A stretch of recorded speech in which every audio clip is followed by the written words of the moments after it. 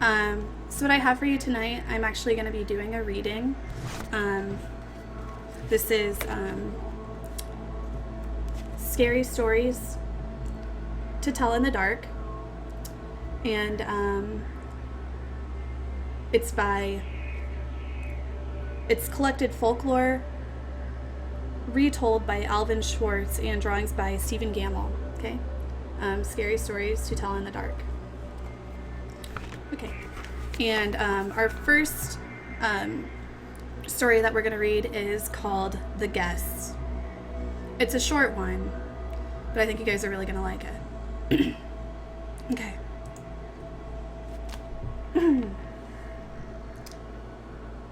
A young man and his wife were on a trip to visit his mother. Usually they arrived in time for supper, but they had gotten a late start, and now it was getting dark. So they decided to look for a place to stay overnight and go on in the morning. Just off the road, they saw a small house in the woods. Maybe they rent rooms, the wife said. So they stopped to ask. Okay. And here's the picture. Here's the picture of the house. Here's the picture of the house.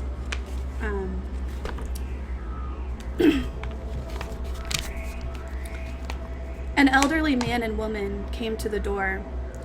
They didn't rent rooms, they said, but they would be glad to have them stay overnight as their guests. They had plenty of room, and they would enjoy the company. The old woman made coffee and brought out some cake, and the four of them talked for a while. Then the young couple were taken to their room. They again explained that they wanted to pay for this, but the old man said he would not accept any money. The young couple got up early the next morning, before their host had awakened. On a table near the front door, they left an envelope with some money in it for the room. Then they went on to the next town. They stopped in a restaurant. Hold on, this music doesn't flow. They stopped in a restaurant and had breakfast the next morning before their host had awakened. On a table near the front door, they left an envelope with some money in it for the room. Then they went on to the next town. They stopped in a restaurant and had breakfast. When they told the owner where they had stayed, he was shocked. "That can't be," he said. "That house burned to the ground, and the man and the woman who lived there died in the fire." The young people could not believe it, so they went back to the house. Only now there was no house. All they found was a burned-out shell. They stood staring at the ruins, trying to understand what had happened. Then the woman screamed, and the rubble was a badly burned table, like the one they had seen by the front door. On the table was the envelope they had left that morning.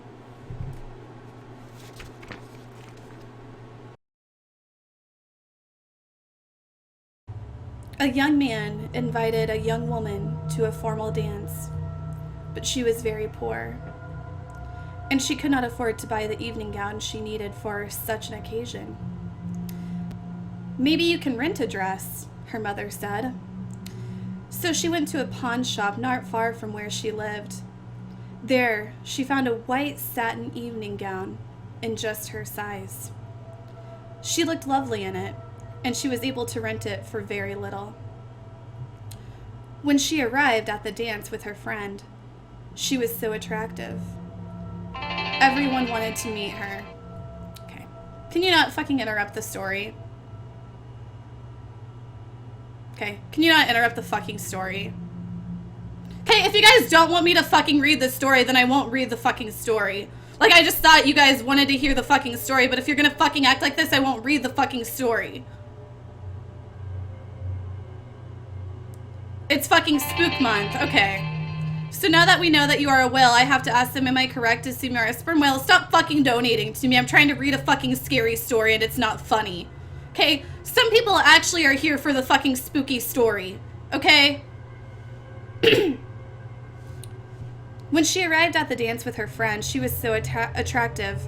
Everyone wanted to meet her. She danced again and again and was having a wonderful time. But then she began to feel dizzy and faint. She asked her friend to take her home. I think I have danced too much, she told him. When she got home, she lay down on her bed. The next morning, her mother found that her daughter had died. The doctor did not understand what had caused her death. So, he had the coroner perform an autopsy.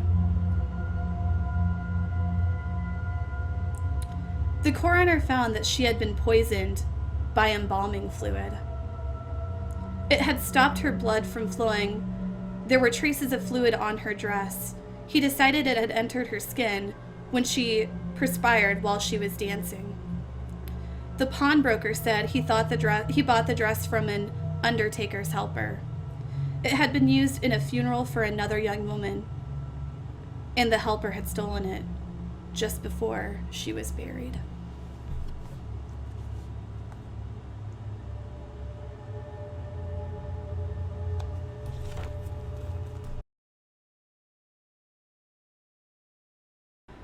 Some boys and girls were at a party one night. There was a graveyard down the street, and they were talking about how scary it was. "Don't ever stand on a grave after dark," one of the boys said. "The person inside will grab you. He'll pull you under." "That's not true," one of the girls said. "It's just a superstition." "I'll give you $1 if you stand on a grave," said the boy. The boy handed her his knife. "Stick this knife in one of the graves," he said. "Then we'll know you were there." The graveyard was filled with shadows and was as quiet as death. "There is nothing to be scared of," the girl told herself. But she was scared anyway. She picked out a grave and stood on it. Then quickly she bent over and plunged the knife into the soil. She started to leave, but she couldn't get away. Something was holding her back. She tried a second time to leave, but she couldn't move. She was filled with terror.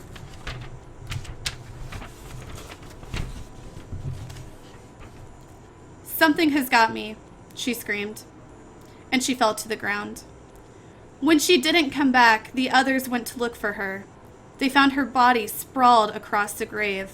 Without realizing it, she had plunged the knife through her skirt and had pinned it to the ground. It was only the knife that held her. She had died of fright.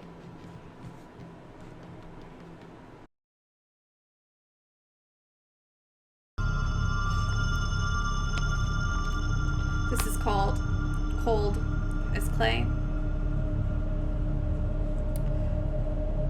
A farmer had a daughter for whom he cared more than anything on earth. She fell in love with a farmhand named Jim, but the farmer did not think Jim was good enough for his daughter. To keep them apart, he sent her to live with her uncle on the other side of the country. Soon after she left, Jim got sick and he wasted away and died. Everyone said he died of a broken heart. The farmer felt so guilty about Jim's death, he could not tell his daughter what had happened.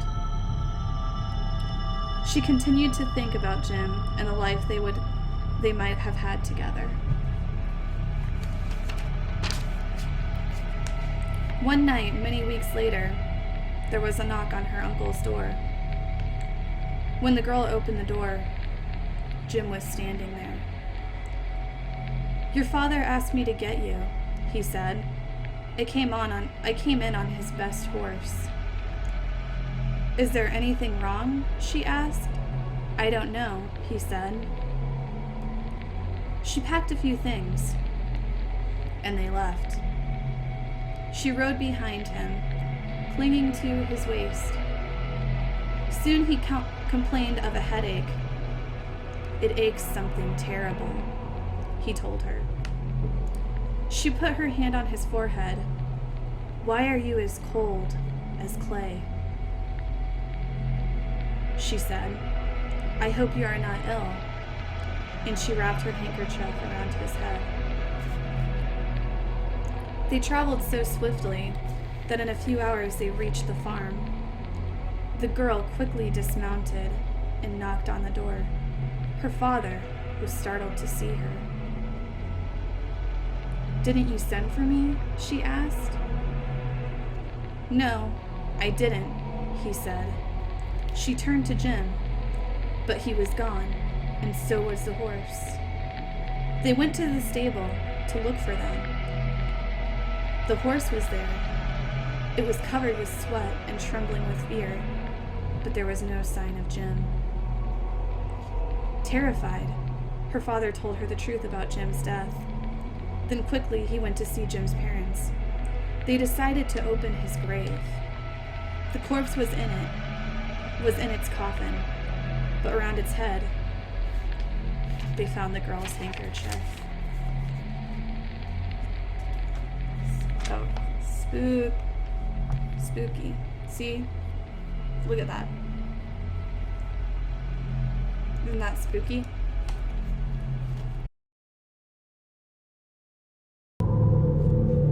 And this story is called A New Horse.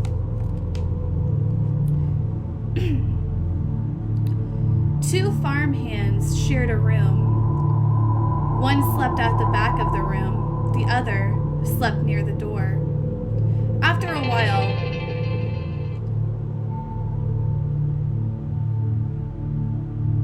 thank you so much, Brooke Plays. I am a really good person.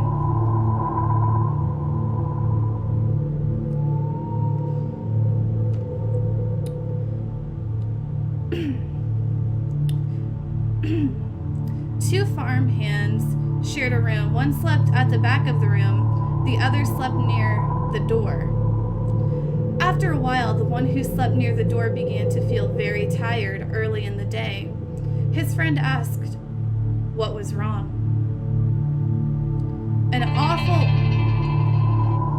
Nigel was a leprechaun beaver cosplay in honor of you, Queen of Cosplay. Thank you so much for the 2 tokens. Squishy is stuffing.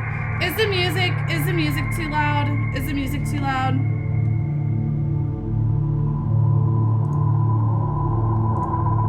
Hold on. Okay. Is that better? Yeah, please stop interrupting this story. Okay, fucking stop, okay? If you don't want to hear a fucking spooky story, then maybe you shouldn't fucking... I don't know. Okay? If you don't want to hear a fucking spooky story, then fucking leave, okay? An awful thing happens every night, he said. A witch turns me into a horse and rides me all over the countryside. I'll sleep in your bed tonight, his friend said. We'll see what happens to me. About midnight, an old woman who lived nearby came into the room. She mumbled some strange words over the farmhand, and he found he couldn't move. Then she slipped a bridle on him, and he turned into a horse. The next thing he knew, she was riding him across the field, bareback, speeding him to make him go even faster.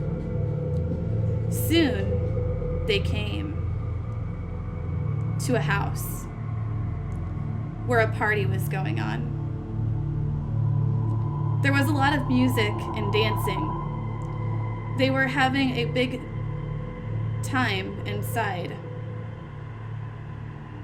She hitched him to a fence and went in. While she was gone, the farmhand rubbed against the fence until the bridle came off, and he turned back into a human being. Then he went into the house and found the witch. He spoke those strange words over her, and with the bridle he turned her into a horse.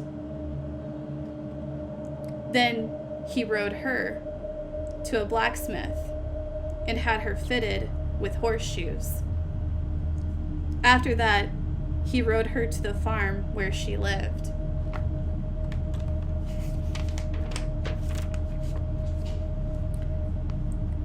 I have a pretty good filly here, he told her husband, but I need a stronger horse. Would you like to trade? The old man looked her over, and he said he would do it, so they picked out another horse, and the farmhand rode away.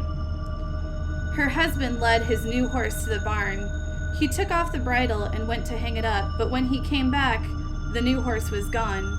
Instead, there stood his wife with horseshoes nailed to her hands and her feet.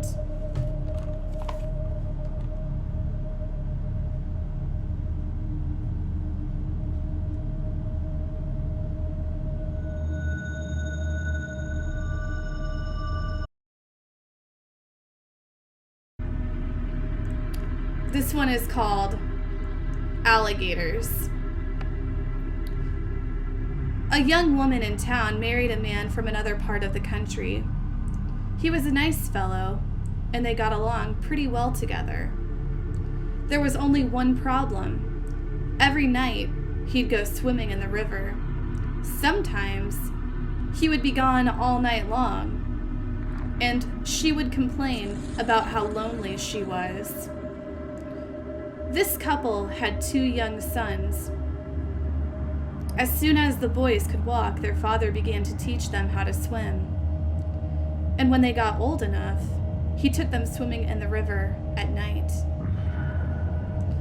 Often they would stay there all night long, and the young woman would stay home all by herself. After a while, she began to act in a strange way. At least, that is what the neighbors said. She told them that her husband was turning into an alligator, and that he was trying to turn the boys into alligators.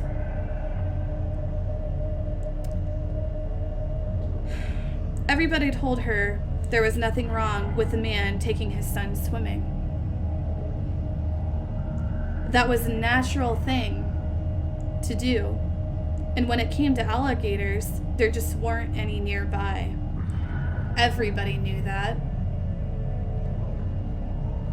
Early one morning, the young woman came running into town from the direction of the river. She was soaking wet. She said, a big alligator and 2 little alligators had pulled her in and had tried to get her to eat a raw fish. They were her husband and her sons, she said, and they wanted her to live with them, but she had gotten away. Her doctor decided she had lost her mind, and he had put her in the hospital for a while.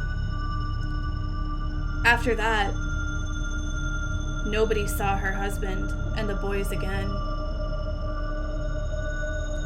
They just disappeared. But now and then, a fisherman would tell about seeing alligators in the river at night. Usually it was 1 big alligator and 2 small alligators. Everybody knows. But people said they were just making it up. Everybody knows there aren't any alligators around here.